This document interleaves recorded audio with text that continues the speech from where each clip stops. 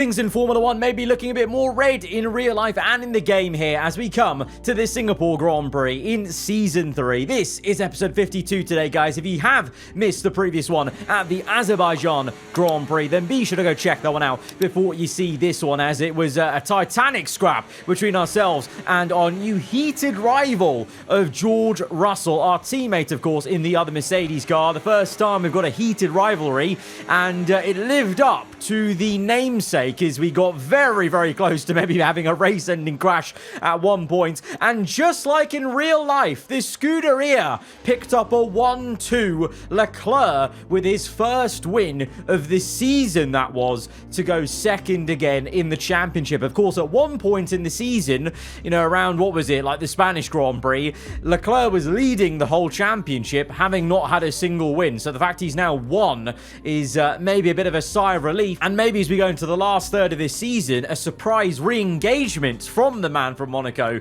for this championship fight. But he won't be the only driver around Singapore aiming for the top spots in a red car, because we come to the Singapore Grand Prix and you can see we've got a very different one-off look for today's Mercedes. It is a tribute to a livery that never was, because back 2 years ago in 2022 IRL at the Belgium Grand Prix, Mercedes teased this livery, a half and half red to silver arrow livery, which was a nod to a Mercedes car called the Red Pig, and that was a celebration of AMG at the time. It never got ran, so I thought, you know what, we're coming to Singapore, you know, obviously half the flag is red, so literally my logic was, you know what, let's run a special livery. We've already done one, which was the white Mercedes. That was a throwback to the 2019 German Grand Prix. This is a throwback to a livery that never was, but now is reality here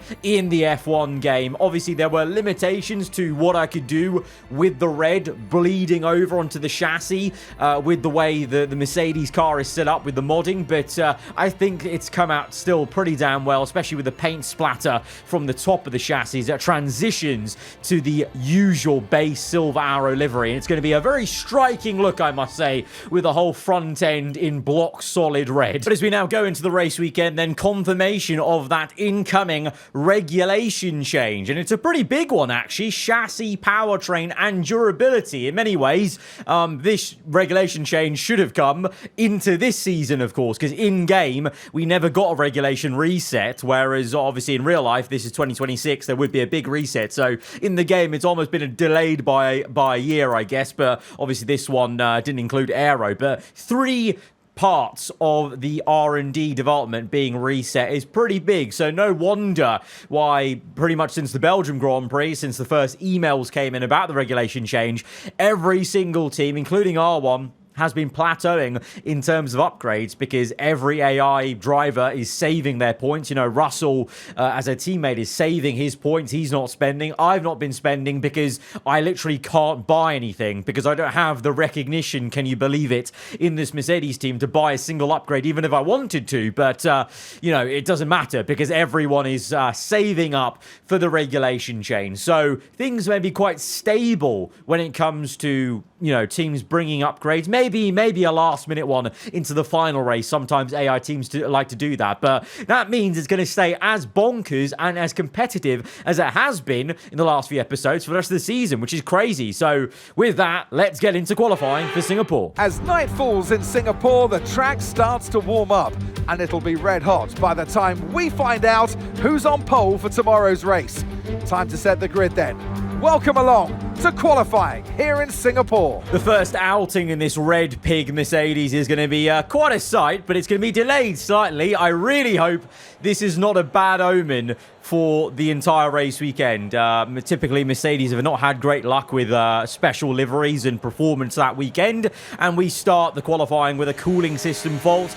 Eventually we get going, and there it is then. It's a very odd sight knowing we're driving a Mercedes car and seeing solid red you know, underneath the halo on the top of the chassis, but you can see the way it bleeds over and splatters onto the base livery. Still a silver arrow at the rear over the engine cover, and still a silver arrow underneath as we wring the neck out of this diva of a car that has been a diva all season long and will continue to be, I imagine, as we face various different problems or foibles, you know. And for this one, it seemed like the car was very much on a knife edge. As you saw, we actually clouted the wall a little bit on that first flying lap. Across the line, we go fastest of all right now, ahead of the actual solid red car of the Ferrari for Leclerc, but eventually we're down to P2. Verstappen has gone quicker, so Verstappen genuinely looking like he's a bit back now in Formula 1. He goes even quicker now. Perez then goes second. We're down to third,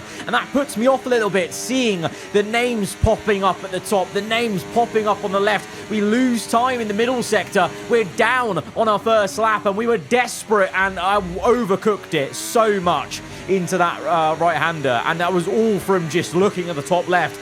And I was basically putting too much pressure on myself to gain time, and instead, ironically, we lost time because of that pressure, and we're down to P5, so that's a bit frustrating. But to be fair, we lost time already in Sector 2 before I started to see the times coming in, so who knows whether we would have really improved, because look at those gaps there. Massive time gap from Alonso to Leclerc. Leclerc and Verstappen seem to be in a world of their own on the front row. Red Bull, Ferrari, Russell struggling once again down in P13. Lando Norris, for the second time in a row, a puzzling qualifying for him. He was down the order in Monza, and he's down the order here today. Let's go to the grid.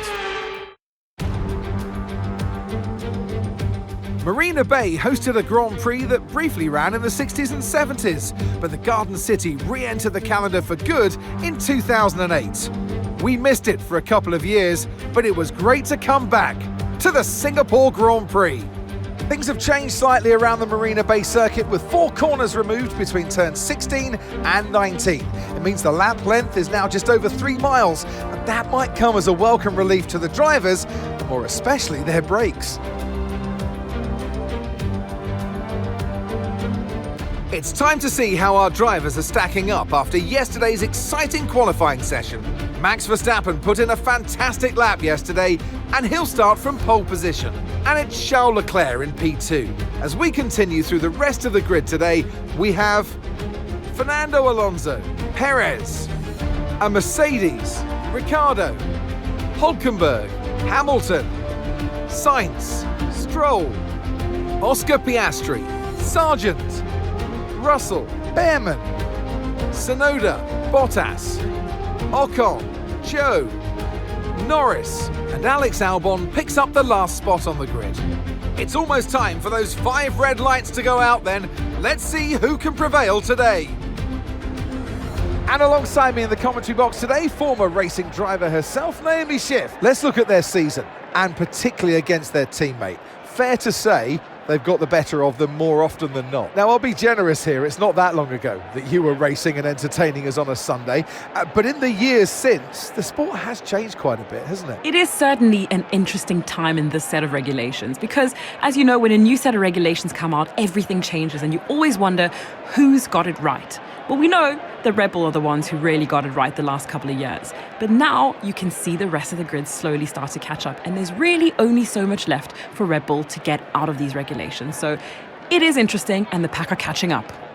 So with the likes of Lando down the order, Russell as well, even, you know, some familiar names that have been annoying us in the top 10 as of late have maybe gone down the order from quali. It's really going to be all about focusing on Leclerc and Verstappen when it comes to my closest challenges in the championship. But to be honest, in the last couple of races, you know, since we got into the lead, you know, with that second win we got, it's just been a case of just taking it race by race and honestly just trying to maximise the result on the day and not really thinking about who we need to be ahead, fighting people, because it's just worked out for us. You know, the chaos has been around us and we've managed to, you know, cut our way through, apart from maybe Monza where we're a part of it. So I think the same again today. You know, we're in the top 5 still. There are some new faces in quali here up at the sharp end. Ricciardo's done very well in the Toyota. Hülkenberg in the Haas comes back a little bit. Hamilton featuring the top 10. So both Red Bulls looking a bit stronger, but it's the same task. Is just trying to maximise what we can. I think tyre wear is going to be a big factor in the race. race. It always is around Singapore, but even more so this season with this Mercedes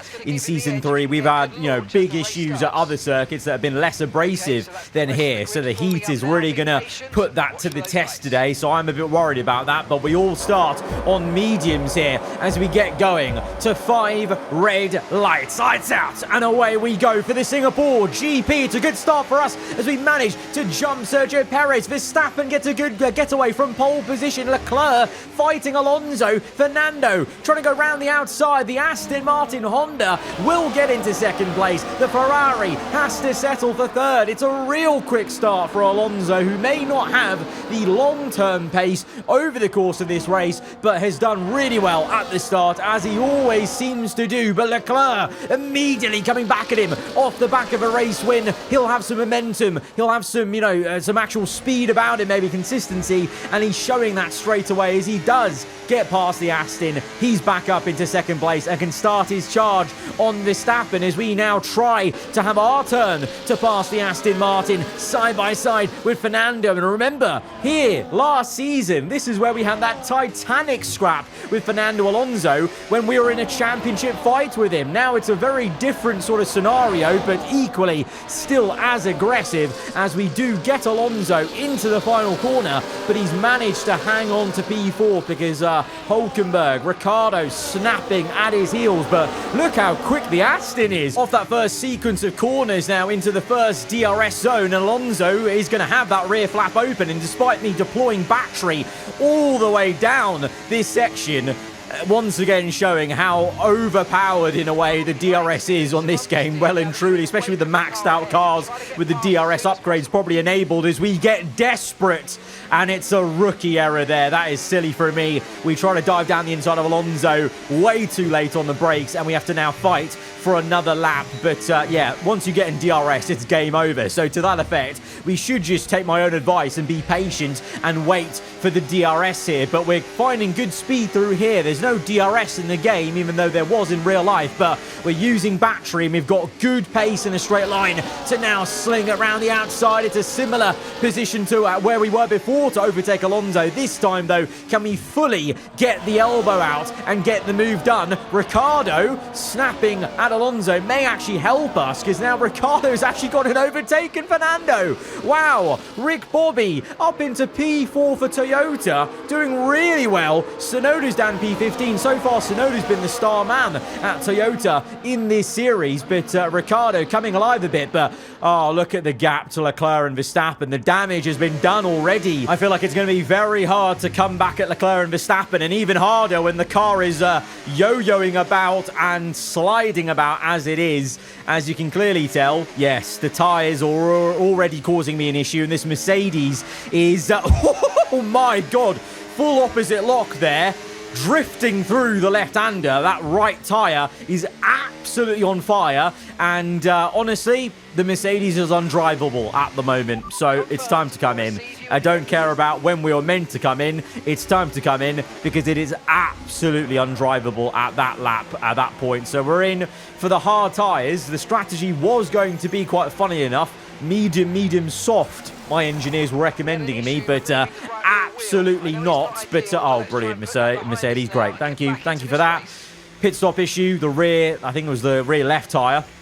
Went on very slowly, so it's a 4.9 second pit stop. Not ideal, but we are onto the hard tyres now, which we know has been a great tyre for us this season. So I'm hoping by going early, we can maybe get an undercut going. But now we're going to have to just undercut simply the time we've lost with that pit stop error. Thanks to the due diligence or lack of due diligence from the Mercedes pit crews. We're now slinging through, and people are eventually making their pit stops.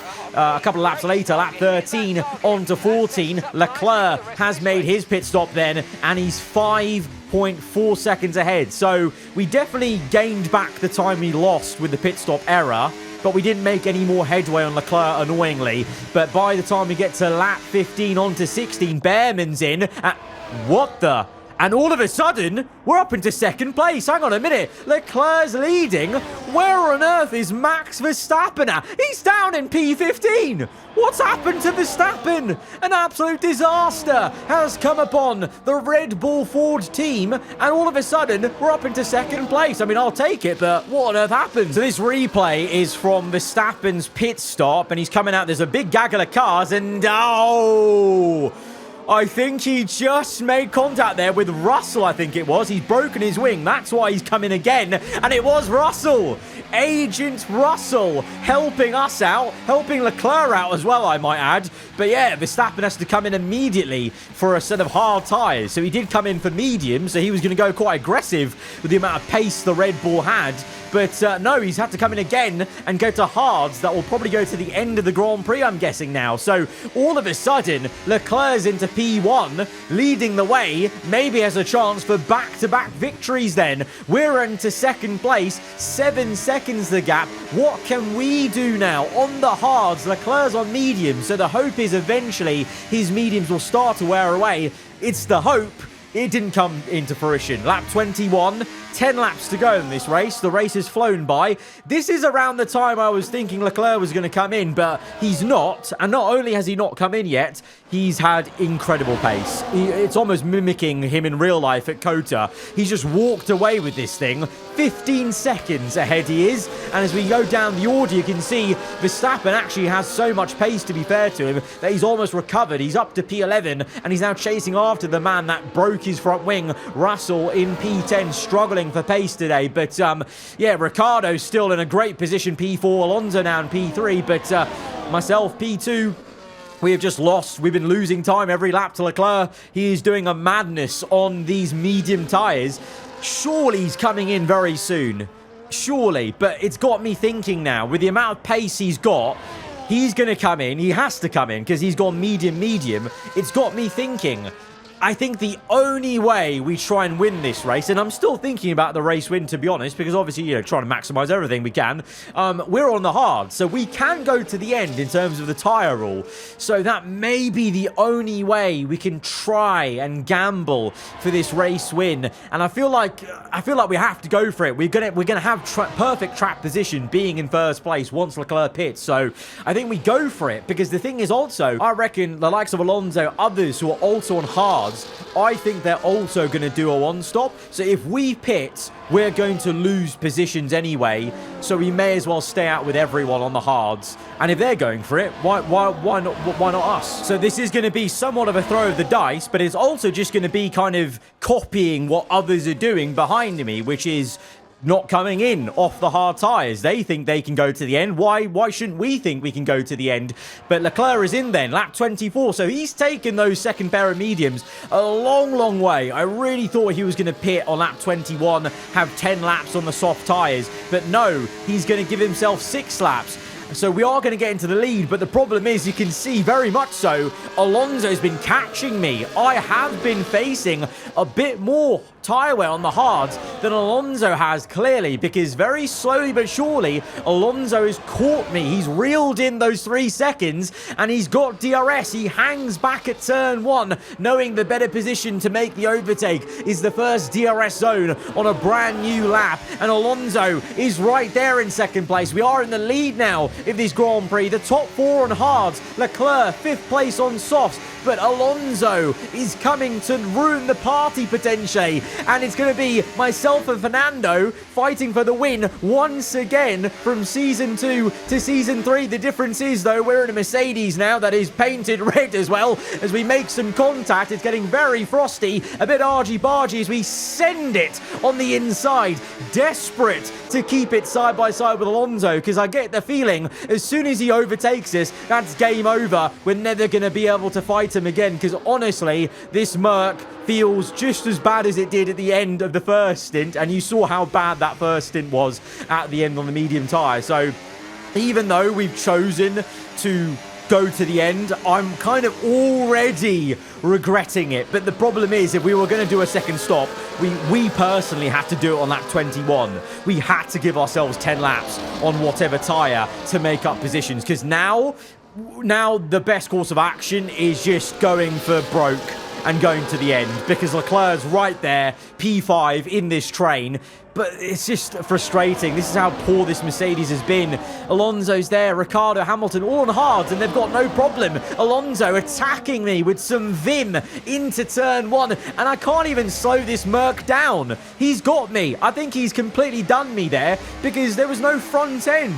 The rear end's got no grip to get out of the corners. The front end's got no grip to bite in and turn in. I mean, look at this soaring we're having to do at the steering wheel. Ricciardo in the bloody Toyota is looking for an overtake on me now. This is ridiculous, Mercedes. This car is the worst car I've ever driven for tyre wear. Oh my God.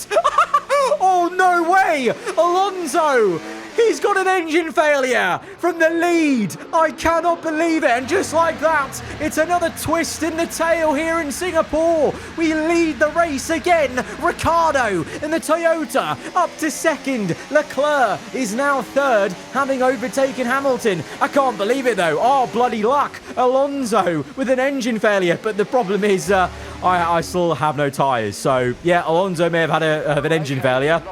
I've got a tyre failure. I've got a serious tyre grip failure. Ricciardo now in the Toyota leads the race. Leclerc's got me for second, and this car has got no sense of grip. Hamilton's now going to get me. The tyre wear doesn't even look that bad, but this car is just so naff at going through this phase of the tyre wear that it's just like I'm driving on ice. Honestly, it's like driving on ice. Hamilton's got me. We're down to P4, but we've only got 4 laps left, so I've got to keep going. There's no point pitting now, you know, as an actual choice to make because it's too late. It's a little too late. So can I try and salvage and stay in P4? Well, to be honest, it's not looking good. Verstappen, of all people now, is attacking me. Sent it down the inside, and we're, again, completely opposite lock.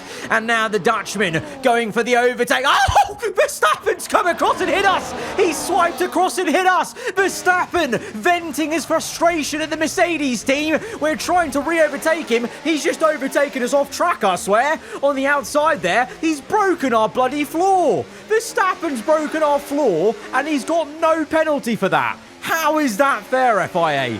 That is unbelievable. Did he think I was Russell? Was that the problem that just happened there? As we now let by Russell because it's game over now. With that floor damage, it's actually game over. So, GG's. It's lovely to know the one-off livery Mercedes curse is not been lifted whatsoever. We're now in for the soft tyres because, well, it was clear I was going to fall outside the top 10 even if I kept going. So now, my only thought was, can I keep the fastest lap of the Grand Prix? Because I've lost it now, because Leclerc set the fastest lap of the Grand Prix. I think he's gone to go and overtake Ricciardo. Obviously, it was never going to, be Ricciardo keeping the lead because the Ferrari is so much quicker. But Leclerc's got the fastest lap right now. So now, my only option here in this race is simply just to go for the fastest lap. How sad is that as we now come through for that quick lap now? Okay, you know what? That's karma. That's karma, my friend. That is beautiful, sweet karma. Verstappen out with an engine failure. Wow. Singapore has had it all. Alonso, engine failure from the lead. Verstappen smashes into my floor, breaks it, gets an engine failure as karma. And at one point, a Toyota was leading of Daniel Ricciardo, but it is going to be Leclerc in the lead, I feel, already now. I think he's already got the lead.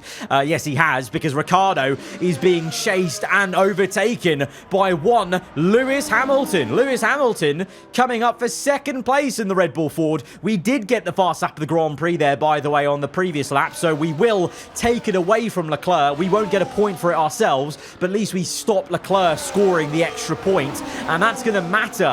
Because I'm trying to do the maths in my head.